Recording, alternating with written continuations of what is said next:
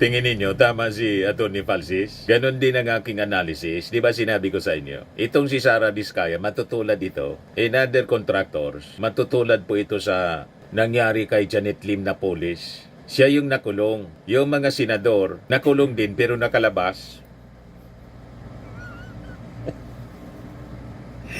Yan ang problema, mga kababayan. Sa totoo lang. Di ba yun ang nangyari? Kasi po, ito mga kontraktor sa totoo lang, nagninegosyo lang sila. Kaya nagiging ghost, substandard, yung mga proyekto dahil sa hingi.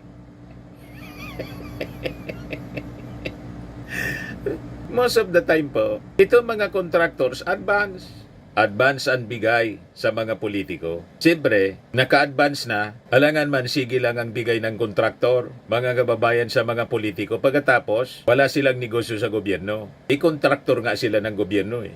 Di ba po?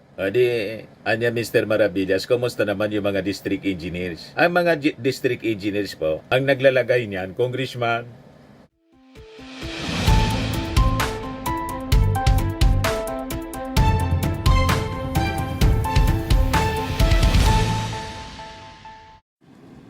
hello po mga kababayan, si Dante Maravillas, Bicolano vlogger, broadcast journalist from Albay. Kanina, nagpapreskon si House spokesperson, Attorney Princess Abante, na itanong yung tungkol kay ako Bicol Party List Representative Saldico, yung taga dito sa amin, na pag-alaman po na nasa Amerika na pala si ako Bicol Party List Congressman Saldico, lumipad mga kababayan pa Amerika. Ngayon, alamin natin kung ano ang rason bakit nasa Amerika na. Kasi yung mga contractors, construction company owners, and officials na nasangkot mga kababayan dito sa mga questionable flood control projects, ipinag-utos na iisa ilalim sa lookout order ng Bureau of Immigration. Pero tiningnan ko, mga kababayan, yung mga pangalan, kung sino-sino yung mga nasa lookout order na, wala man doon na yung pangalan po ni Congressman Saldico. Yan Immigration Lookout Bulletin Order has been issued against the following. Ngayon lang ito, 19 minutes ago, as reported by DCRH. Yan ang mga nasa lookout orders. Number 1 si Sara Diskaya, yung mag-asawa. Number 2 si Pacifico Diskaya, yung asawa. Ito pa, number 5, Roma Angeline Diskaya. Ito yung ibang mga contractors ito. Number 10 si Lawrence Lubiano, yung barkada ni Chis Escudero. Yan pa yung iba mga kababayan. Itong si Acosta, yung sa Highton yata ito. Highton Construction. Yan pa mga kababayan, ang dami. 43 sila. Lahat mga kababayan nasa lookout order. So wala man yung pangalan ni Saldico, mga kababayan. Ang nasa lista, number 11, si Angeli Discarga Alcazar. Ito yung sa Sunwest yata. Ito Sunwest, ito Highton Construction. O ngayon, sabi natin kanina sa presscon, nabanggit po ni Atty. Abante nang itanong sa kanya ng media kung nasaan si Saldico. Nasa Amerika na daw. Lumipad pa Amerika. Ngayon, alamin natin kung ano yung rason. Ito yung presscon. Sa House Infracom hearing, mayroong motion na ipinagpaliban to invite Representative Ko sa pagdinig po regarding the questions on the 2025 Bicameral Conference Committee report. Pero hindi po kasi sumasagot si Representative Ko, and mayroong mga reports na hindi po siya. He was absent with notice twice, absent without notice thrice, and excused 7 times po sa session. Meron po ba siyang nasa loob, nandito pa po ba siya sa bansa, lumabas po ng bansa? Meron po ba siyang travel clearance? Can you give us an idea lang po? I made an initial inquiry sa Office of the Secretary General. Sa alam ko, he's currently out of the country. I understand he is nasa United States siya for medical treatment with appropriate travel documents. Kung ano yung mga travel documents na yon, wala pa akong copy. So I still have to coordinate further with the Office of the Secretary General. Ano po yung period ng kaniyang travel clearance from the House? Kailan po umalis? Kailan Wala po pa akong expected wala pa ako nung mga details tungkol dyan. I have to coordinate with them further to be able to get more information, and once I have that, I will of course share it with all of you. Thank you po. Morning po, Attorney. Follow up lang po sa question ni Vivian. Kasi si Congressman Toby Tiangco, I think, may statement na parang ang sinasabi po niya or ang claim po niya ay, is the House leadership protecting Congressman Zaldico? May we know your thoughts on his statement regarding Representative Ko? Well, wala namang ganong klaseng pa na galing sa House leadership, no.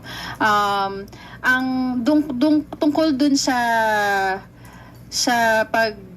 hindi pag-imbita doon sa Infracom, na-clarify din naman siya ni Chairman Terry Ridon na kaya hindi iimbitahan because for that specific purpose that they want to invite Congressman Zaldico, and including, I understand, Senator Grace po, 'di ba?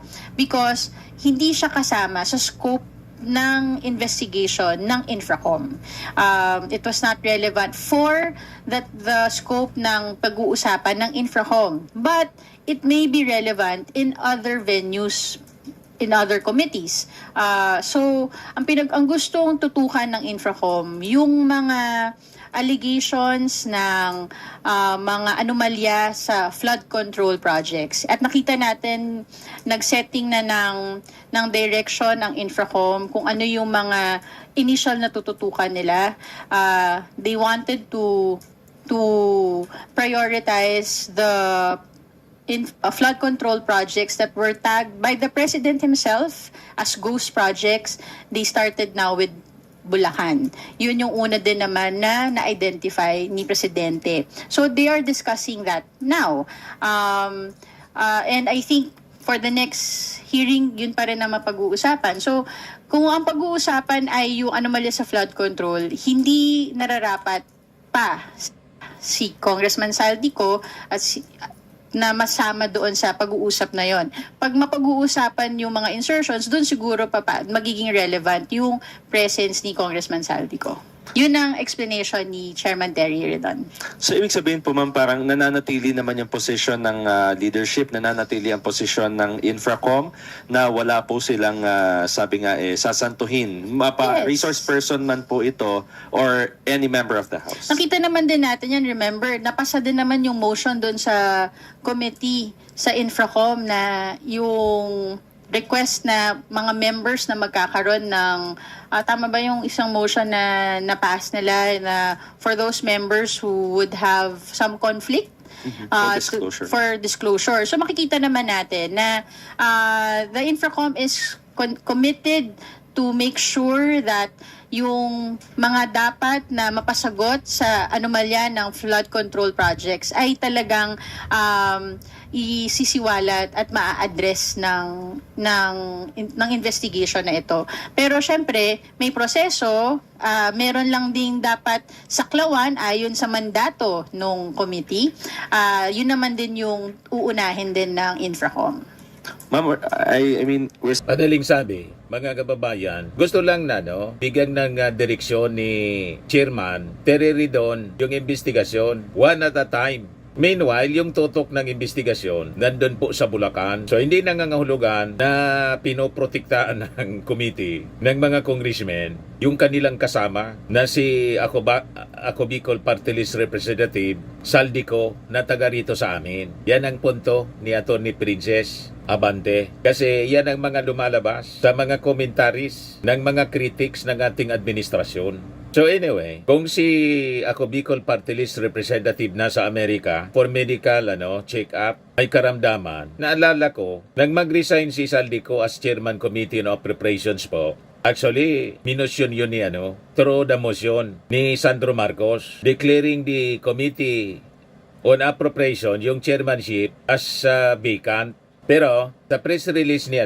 ni Saldico po ng kanyang opisina, ang sabi, nag-resign na lang siya kasi hindi na niya kaya yung trabaho kasi may problema daw siya sa kanyang kalusugan. So itong pagpunta niya sa Amerika, consistent din sa una niyang mga sinasabi. Although yung iba duda, hindi man natin maalis sa isip ng tao yung duda, siyempre. Tingnan na lang natin kung ano yung mangyayari sa mga susunod na hearings po. Once na imbitahan itong si Ako Bicol Party List Representative Saldico sa issue ng insertion. Yan ang sinasabi ni Atty. Ponsalan. Kung pupunta siya at magbibigay ng kanyang panig.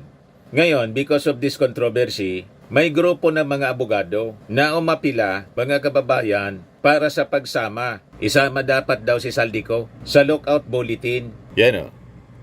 Report ngayon ng DCRH, hiniling ng LCSP, Lawyers for Commuter Safety and Protection, na idagdag daw mga kababayan sa immigration bulletin, lookout bulletin. Sina Ako Bicol Party List Representative Saldico at ang kapatid nitong si dating Ako Bicol Party List Representative Christopher Ako. Pati na rin daw si dating DPWH Secretary Manuel Bunoan. Ayon sa grupo ng mga abogado, alinsunod niya ito sa nais ni DPWH Secretary Vince Dizon na hindi mantala ang kasalukuyang investigasyon at mapanagot ang mga sangkot sa katiwalian. So, patindi ng patindi, mga kababayan, ang sinimulang sumbong sa Pangulo ng ating Pangulong Bongbong Marcos. Ngayon, sabi ng isang vlogger din na si Atty. Jesus Falsis, sa paniwala niya daw, itong si Diskaya at iba pang mga contractors are just fall guys. Ang most guilty niya are the senators and congressmen.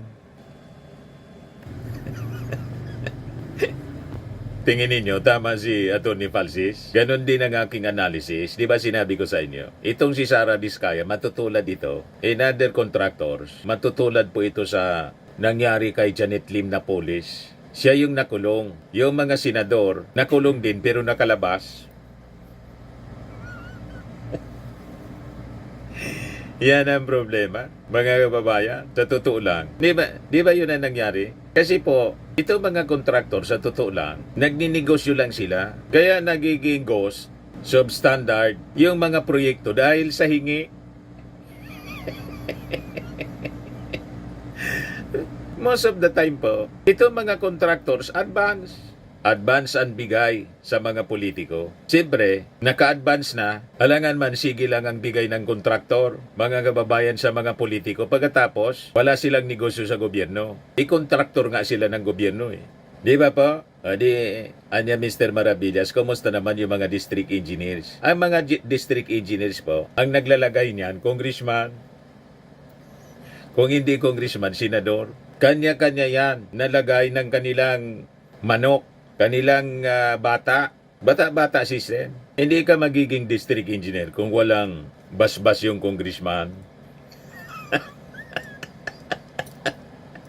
Yan ang reality po. So may punto itong sinabi po ni Atty. Falsis. Pero hindi ko man sinasabi, lahat congressman sabit. Hindi ko man po sinasabi. May mga congressman din po na matitino.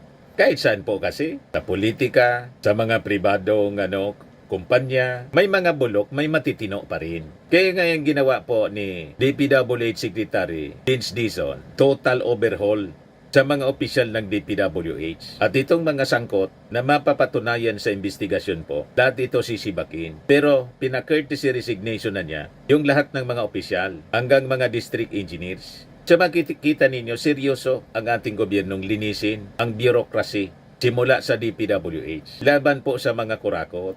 Kaya lang, sabi ni Atty. Falsis na naniniwala tayo, tama siya, fall guys niya itong mga contractors.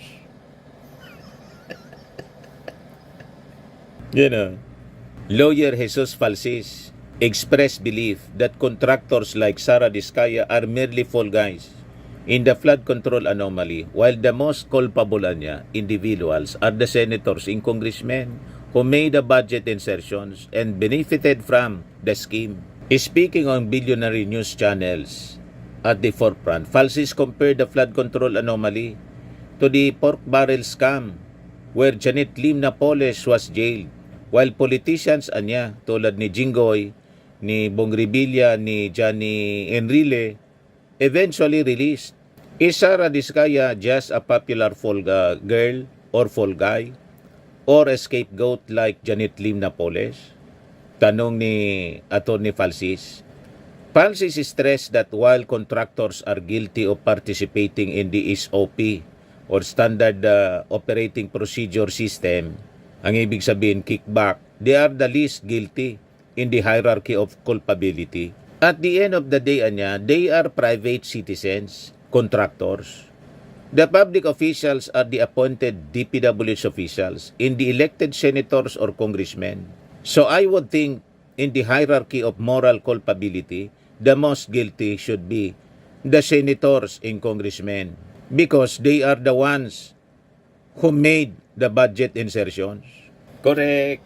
Kaya wala tayong paniwala dito po sa ginagawa nilang investigasyon. Importante talaga, independent commission. Hintayin natin yung binubuong independent commission po ng ating Pangulong Bongbong Marcos. Doon, maniwala ako. Pero ito po, parang hindi mo masisisi, magduda yung tao, mga mamamayang Pilipino. Si Atty. Falsis, ganun din ang duda. Sabi niya, Falsis said the current investigations have zero credibility because they have failed to question any politicians about their involvement. Ang dapat nilang unang tinanong sana, si Chis Escudero, si Joel Villanueva, si Bongo. Si Bongo po, nauna nang nagpilato. Pati si Joel Villanueva. Si Mark Villar. Ito yung unang dapat na tinatanong ninyo.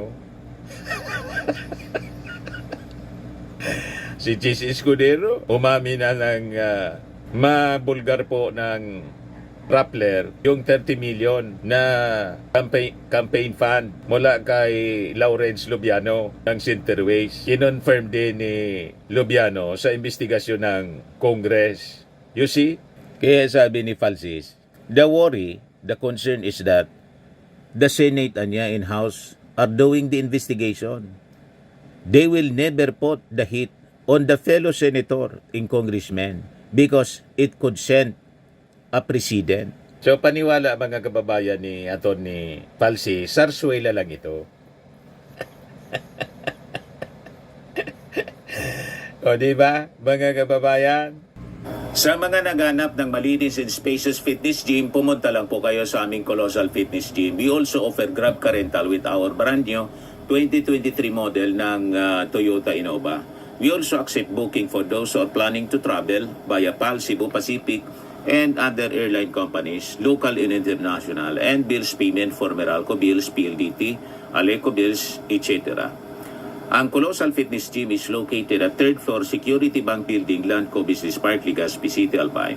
For inquiries, look for Chilon Maravillas. Contact number 0966-802-0949. Yan yung aming Innova. Lagi na pong matao sa amin. Pati mga foreigners po, tingnan ninyo. Mga British tourists sila. Ang lalaki ng katawan na, mga kababayan, nag-gym sa amin. Ito naman po, Indian National. Ito mga mga European sila. Ito naman yung bago naming product na binibenta online, Eye Glow Serum. Whitening po siya galing sa South Korea. Tingnan ninyo yung epekto sa aking anak na architect entrepreneur, Riz Maravillas. For inquiries, look for Riz Maravillas on FB. Ito naman po yung Firmax Firming and Lifting Cream. Pinapahid po ito sa mga pulses and other affected areas. Mainam po ito sa mga pains at pananakit ng mga kaso-kasuan. Ito po, Automax Radiant Serum. Sa mukha naman yung application. Anti-aging po siya. You will look 10 years younger than your age.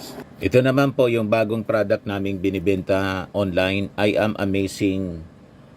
am Worldwide Amazing Pure Organic Barley Powdered Drink Mix from Australia. Yung mga gustong magnegosyo nito po, mag-message lang po kayo sa amin. Sa aking anak, Riz Maravillas po. Sa mga mahilig naman po sa imported bags and wallets, dumiretso na lang kayo kay Ma'am Eileen Rosales sa Eileen Closet po. Nakabase siya po sa Amerika.